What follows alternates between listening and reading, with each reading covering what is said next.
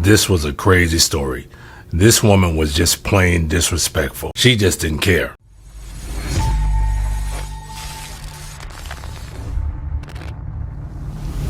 She was on the couch next to me on a Friday night in October, feet curled up under her, a glass of red wine on the end table, the opening credits of some new Netflix show playing. I had downloaded Hinge to my phone at 4 that afternoon from the parking lot at work. A buddy of mine had put the bug in my ear 2 weeks earlier. His words were, "Every wife in Rhode Island with a gym bag and a girl's trip calendar is on Hinge, dude." I had not swiped a single profile yet. I opened the app at 6 minutes past 8 on that couch with my wife, pressed against my shoulder. 13 swipes in, her face filled my screen. My own wife, 6 photos. 3 of them I had taken myself on our anniversary trip to Block Island that July. The location on her profile said 1 mile away. The green dot next to her name meant she was active on the app right then. She was 6 inches from my elbow scrolling Instagram on her own phone, and her Hinge profile was telling every man within a mile of my house that she was single, no kids, looking for someone real. I didn't show any emotion, although my heart was beating fast. I did not look over. I just took my thumb off the screen and let the phone go black in my lap. That was the minute 9 years of marriage ended.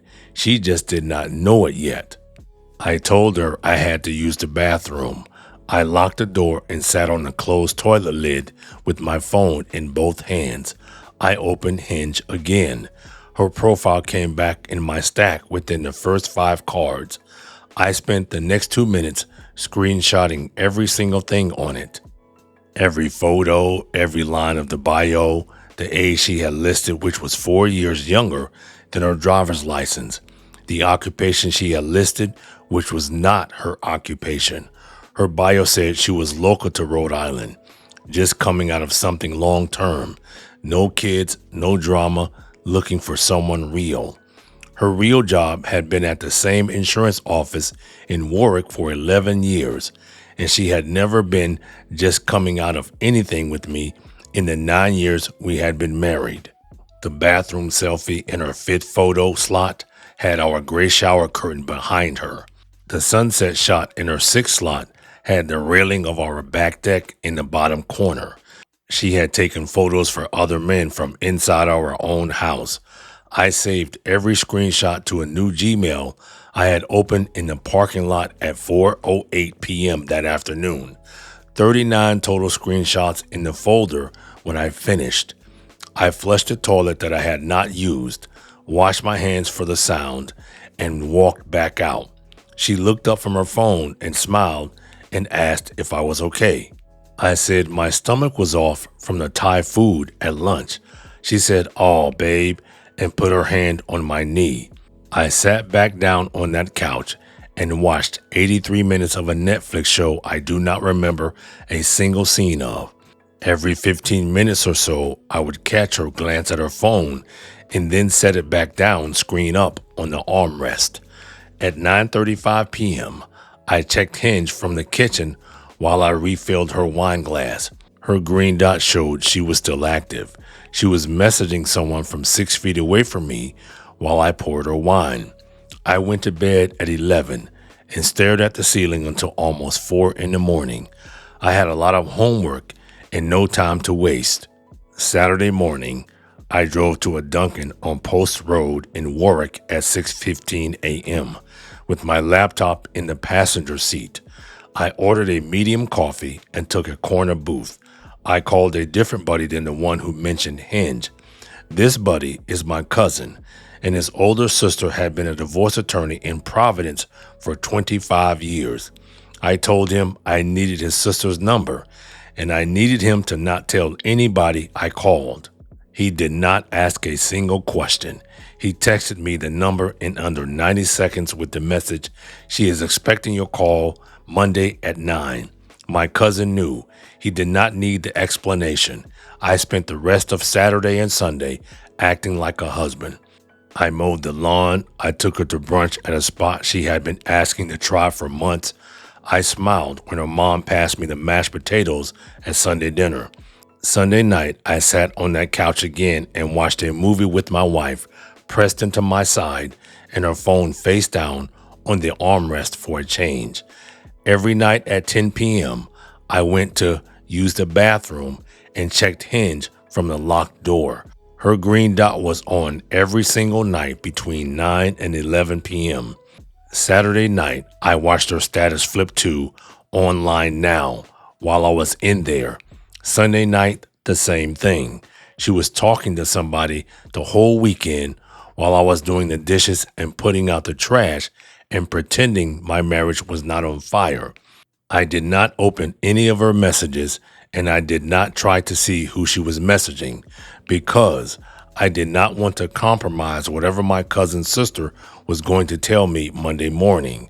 I just took new screenshots of the active green dot with the timestamp on my lock screen and added them to my Gmail folder.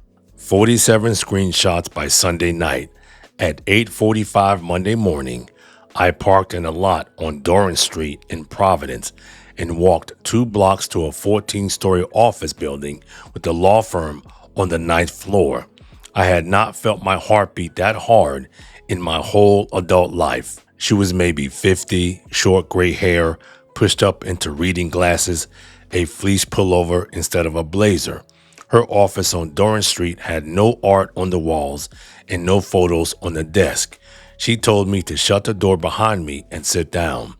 I slid my phone across her desk with the Gmail folder open. She scrolled through 47 screenshots in about 6 minutes and did not say a single word until she finished. Then she looked at me and said, "Rhode Island is not a forgiving state for this. You came to the right place." Her retainer was $5,500 up front. Her strategy did not involve any more hunting on my end. She told me to put my phone back in my pocket, stop taking screenshots, and stop looking at her Hinge profile starting right now. Her plan was to run 2 plays in parallel once the petition was filed. Play 1 was formal interrogatories served on my wife with the petition. In Rhode Island, interrogatory answers are sworn under penalty of perjury. My wife would be asked under oath to list every dating app account she had used during the marriage, every affair partner, every hotel stay that was not with me. If she lied, the 47 screenshots would catch her, and a perjury finding would end any argument about dividing my retirement. If she told the truth, the case was already over. Play 2 was a civil subpoena to my wife's cellular carrier for 18 months of call and text metadata, just the numbers, the dates, the times, not the content. She said carriers turned those records over on a civil divorce subpoena inside 21 days, and she had never had one refuse her in 25 years of practice. She did not want me digging up anything else on my end. No bank statements, no Venmo, no Instagram, no phone records pulled by me. Every one of those moves gave her lawyer an argument about my conduct. You do not touch her accounts. You do not touch her phone. You do not screenshot one more thing from that dating app. Anything I need, I will get the right way. Anything you touch makes my job harder. Then she gave me my orders for the next 11 days. Go home, eat dinner with my wife, go to work, mow the lawn on Saturday. Do not fight with her. Do not even look at her sideways. Let her think the marriage was exactly what she thought it was Friday morning. Call me in 11 days. By then, I will have the petition and the subpoena ready to go, and we will file the morning of day 12. I walked out of that office at 10:34 a.m. with nothing to do and a shaking right hand. The hardest part of the whole thing was being told I was not allowed to help. My hands were wired to pull something, grab something, find something, and my lawyer in Providence was telling me to cook dinner and watch sports. Monday night, I made spaghetti. Tuesday night, she took me out to a bar for trivia. Wednesday night, I sat on that same couch she had scrolled Hinge from and watched a Celtics game with her elbow resting on my thigh. I did not flinch. I did not check the app. I did not look at her phone face down on the armrest. I went to bed at 11, went to work at 6 the next morning. I did my job like a man whose marriage was fine. Thursday, my attorney called me at 9:14 a.m.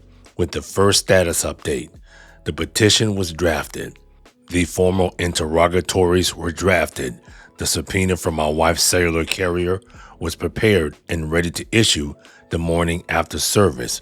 My wife would have 30 days from the service to answer the interrogatories under oath. If she lied, the screenshots would blow her up. If she admitted any of it, the marriage was over on paper.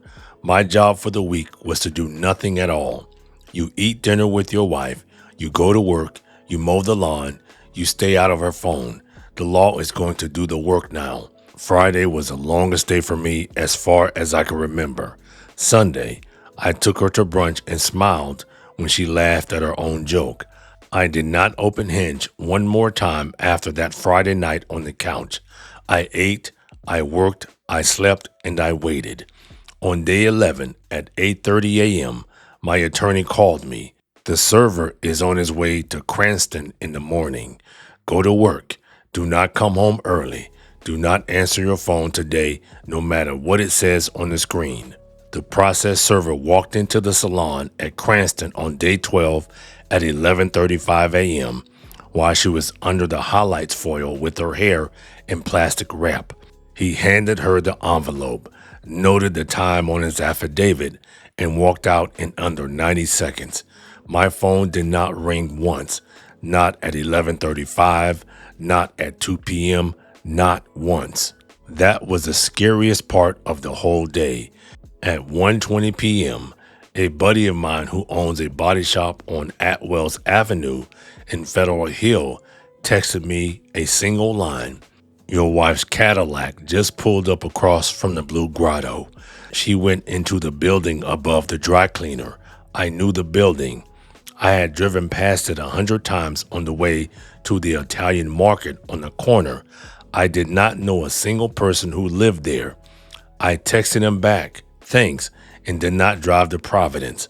I did not need to see her with him. I had the 47 screenshots on paper. I drove home at 5 p.m. and walked into a house that was half empty. Her gym bag was gone. Her laptop was gone.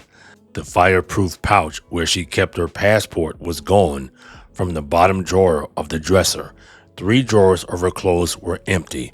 Her makeup was off the bathroom counter. She had gone from the salon to her Cadillac to that apartment above the dry cleaner with only the clothes and the toiletries she had packed in the trunk that morning before her highlight appointment. She had known today might be the day. She had packed for her 8-piece couch before she had even sat down under the foil. My phone still did not ring that night.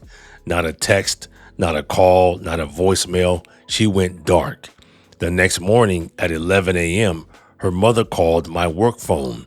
She had gotten the number off a Christmas card 6 years ago that she had apparently kept in her kitchen drawer. Her voice was already shaking when she said hello. Please come to the house in Cumberland. She is here. She is in pieces. She said she will sign anything you want. Please come over tonight. 9 years of marriage. Please do this for me. I said anything she is willing to sign, her lawyer can send to mine. She quoted Matthew 19 chapter 6 verse at me. I said I had to get back to the job site. She called back 4 more times that day. I blocked the number at 4:30 p.m. On day 14, her attorney sent a preservation letter to mine. On day 17, her attorney's opening offer came through email. She and I never spoke again. Her attorney was some guy out of Warwick who looked like a baby, just out of college. The opening offer on day 17 came through as half the house equity, half my 401k, 2 years of alimony, and $10,000 for relocation hardship. My attorney read it out loud over the phone and started giggling. She said her opposing counsel had not read the Hinge exhibit yet. 3 days later, the revised offer dropped the alimony and the $10,000. 7 days after that, the second revision dropped the 401k split. On day 33, the cellular carrier records came back on the subpoena, 18 months of metadata, showing 4,200 text messages and 347 phone calls between my wife's number and one specific number registered in Cranston. 187 of those texts had been sent between 11 p.m. and 3 a.m. on nights I had been asleep next to her. 22 of those calls ran longer than an hour. A reverse lookup my attorney's paralegal ran tied that number to the first name visible in her active Hinge thread. On day 52, the sworn interrogatory answers came back.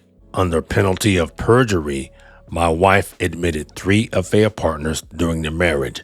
She admitted the Hinge account going back 18 months.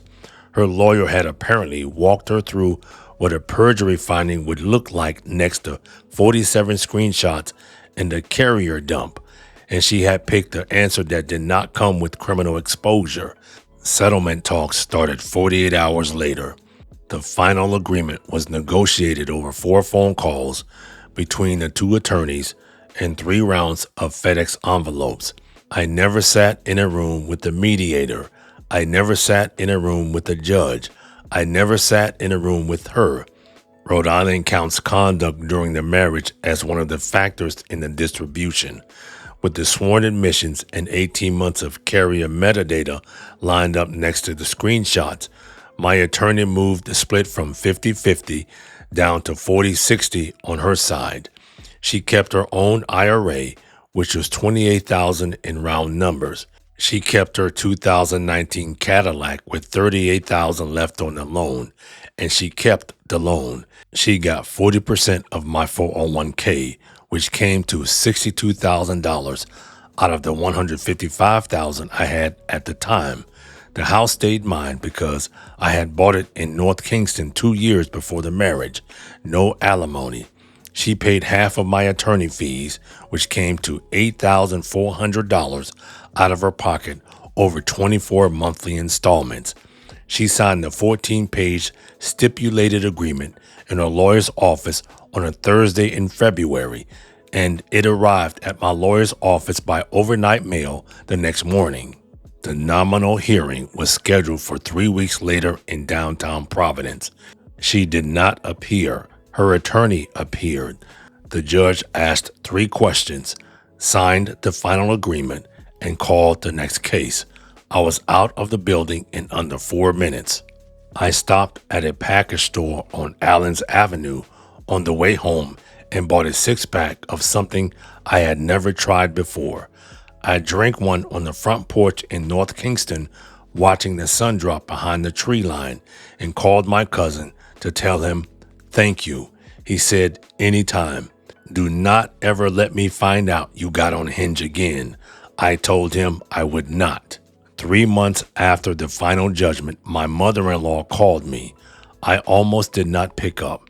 She said she wanted to apologize. She had seen the settlement paperwork her daughter brought home, and she had not known any of what was in it before then. She cried for about 2 minutes. I let her. I said it was fine. I hung up, and I did not call her back. 6 months after the judgment, her younger sister called me. Her wedding was coming up in Newport in September. She wanted me to come as still family, and she wanted me to know her sister was not invited. I went. I wore a charcoal suit, and I brought a woman I had been seeing for 6 weeks.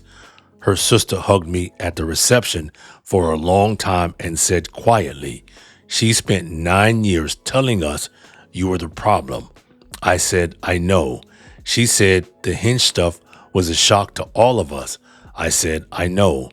About 14 months after the judgment, a guy I used to play softball with told me over beers that the affair partner, the one who lived above the dry cleaner on Atwell's, had also been married. His wife had filed her own divorce 11 days after mine got served. Once the story made its way through a couple of Rhode Island group texts, she was not his first or his second. She was the third woman he had lost in marriage over in 8 years. My ex moved with him to Nashua, New Hampshire that summer. I heard from another mutual friend last month that the two of them had already split, and she was working retail at an outlet mall outside of Portsmouth. The guy had done it to her too. I sold the North Kingston house 9 months after the final judgment and bought a small ranch in Jamestown with the view of the bay. I took in a rescue lab from a shelter. The Jamestown house has no living room couch. I put a single recliner in front of the window facing the water. One person fits in it. That works for me just fine.